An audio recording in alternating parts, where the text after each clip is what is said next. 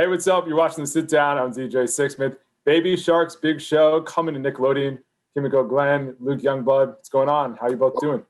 Yeah, we're good. How are you? I'm great. Listen, it's a lot of fun right now talking about this. Luke, why don't we start with you, man? You get to play William. We know about the whole big shark phenomenon, but to actually do the animation, what was that like?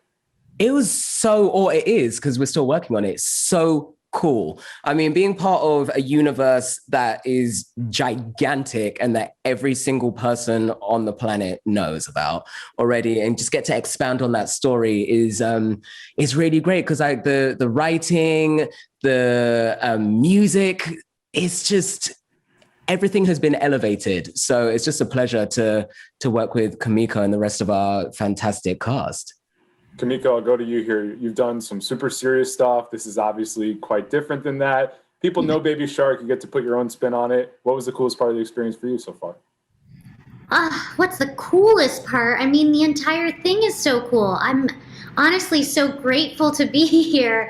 I think what really excites me about Baby Shark and Baby, the character, is he's so sweet and so bubbly and so down for anything, just down for any adventure. He's really brave and imperfect. They go around, they make mistakes, they learn from those mistakes. He wears his heart on his sleeve. He's very emotional in the best way possible. And yeah, I think that it's just a pleasure to do and to get to sing all the music that actually drives the plot forward and is super catchy. It's just such an honor to be here. Luke, when you think about doing your art, you're thinking about the audience from time to time, but this is a very young audience. This is going to be parents. What's it like to kind of think through those things as you're doing some of these voiceovers here? I think it's like mainly just telling the truth, and like to just keep it as basic as possible in terms of, no, what am I really trying to say here? And it's not thinking, oh, this is going out to a 3-year-old or a 30-year-old. It's going out to a human being. And that's what is so wonderful about this show in particular, is that it does cater to a preschool audience, but also the parents and, the grandparents. And it's just so reflective of what the show is all about. So I just go into the studio, have a lot of fun. They make me sound really funny as well. The writing's good.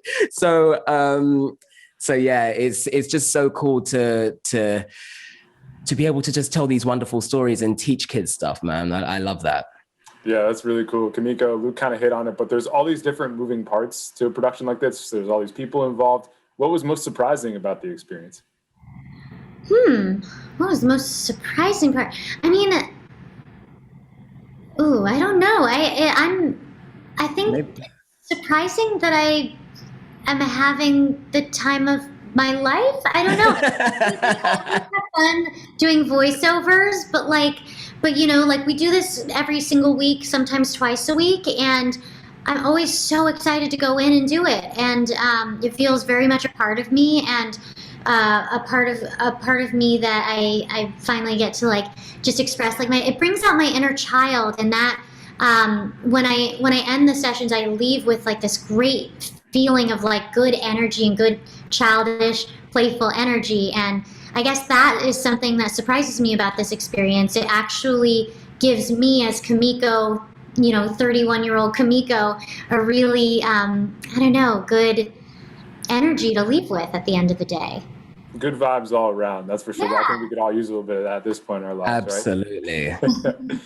You both have been doing this thing for a minute. So Luke, when I think about you, the Harry Potter days, Community, a little bit of everything, what have been the keys to your success in just navigating this crazy industry? Stick with it. You just have to just keep on going. There's always ups and downs, moments where it's quiet and then something comes along. But I think it's living in that space of literally one day to the next, you have no idea. Because I think back to even before Baby Shark, I didn't even know that they were going to do an animated series. And then the audition comes in through my agent and it's like, oh, this thing is happening now. And then a few weeks later, it's like, you've booked the role. So a month before that, I hadn't even the idea of being part of another phenomenon.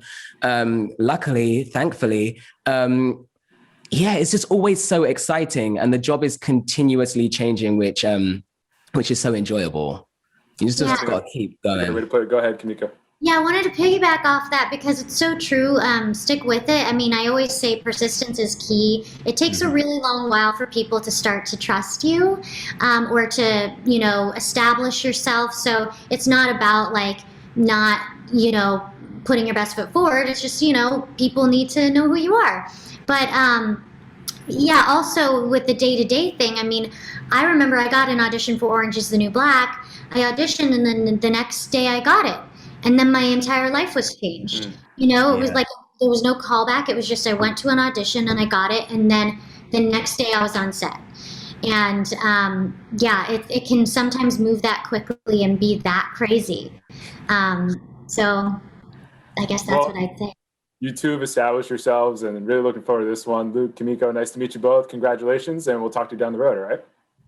Thank you so much.